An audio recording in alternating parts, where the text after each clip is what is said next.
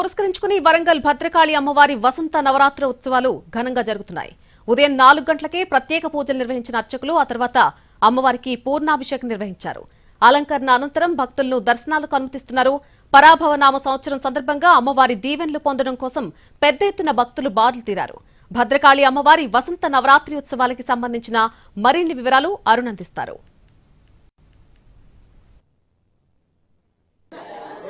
భద్రకాళి అమ్మవారి వసంత నవరాత్రోత్సవాలు ఘనంగా జరుగుతున్నాయి. ప్రస్తుతం మనం చూస్తున్నాం భద్రకాళి అమ్మవారికి ఈ రోజు 1,00,000 పూల అర్చనతో పాటుగా ఎలాంటి కార్యక్రమాలు జరుగుతున్నాయి స్వామి?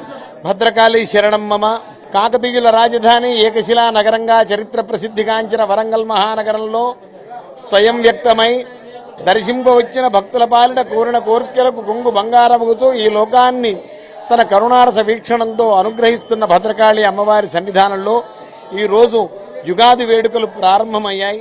ఈ రోజు నుంచి 9 రోజుల పాటు వసంత నవరాత్ర మహోత్సవాలు జరుగుతాయి.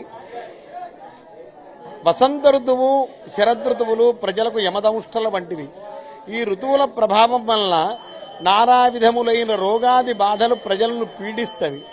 అయితే ఈ రోగములన్నీ నశించిపోయి సమస్త ప్రాణులకు స్వస్థత చేకూర్చగల శక్తి ఏది అంటే రోగ పర్వత దంభోళిర్ మృత్యుదారు కుఠారిక అయిన ఆ జగన్మాతకు ఉత్సవం చేయడం వల్ల 9 రోజుల పాటు ఎలాంటి రోగాలు ప్రజల దరిచేరవు. అందరూ క్షేమంగా ఉంటారు. అందరూ పరోపకారశీలంతో ప్రవర్తిస్తారు. ఈరోజు అభిషేకం చేశారు, ఆ తర్వాత ఇంకేం కార్యక్రమాలు? 1,00,000 పూల అర్చన ఎట్లా ఏ రోజు ఎట్లా అంటే సుఖస్య మూలం ధర్మ, ధర్మస్య మూలం అర్థ. చాణక్యుడు చెప్తాడు.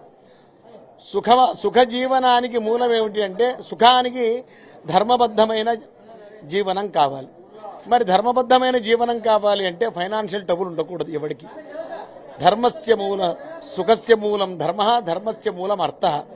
అయితే లక్ష్మీర్ వసతి పుష్పేషు లక్ష్మీర్ వసతి పుష్కరే సామే వసతు వైనిత్యం అన్న సూక్తిని అనుసరించి పుష్పములయందు లక్ష్మి ఉంటుంది, పూలయందు లక్ష్మి ఉంటుంది. 1,00,000 సంఖ్యాక పుష్పములతో అమ్మవారిని ఆరాధించడం వల్ల ప్రజలు అందరూ ఐశ్వర్యవంతులవుతారు. దారిద్ర్య బాధ ప్రజలకు కలుగదు. ప్రజలందరూ సకల ఐశ్వర్యములతో వర్ధిల్లినప్పుడు ఈ లోకం అంతా క్షేమంగా ఉంటుంది.